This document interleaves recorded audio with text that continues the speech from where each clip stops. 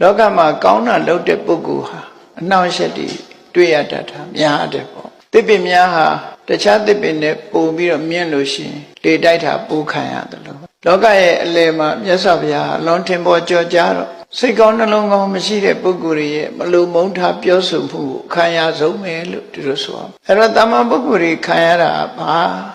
ဆိုလောက်မလဲပြောပလောက်တာမဟုတ်ဘူးမြတ်စွာဘုရားသခင်ကိုရောမြတ်တည်ပင်လေတရားတို့ရဲ့ကျိုးစီးပွားကိုဆောင်ရွက်နေတဲ့အချိန်မှာလူသားတွေကဆန့်ကျင်မဲ့လုပ်တဲ့လူတွေရှိသလိုနတ်တွေကလည်းပဲဆန့်ကျင်မဲ့လုပ်တဲ့နတ်တွေရှိကြတာအဲ့တော့မြတ်စွာဘုရားရဲ့ဘဝတစ်လျှောက်လုံးမှာမနတ်ကဆန့်ကျင်မဲ့လုပ်ပြီးအမြဲတမ်းနှောက်ယှက်မှုတွေကိုပေးတာမာရတန်ယုတ်ဆိုတဲ့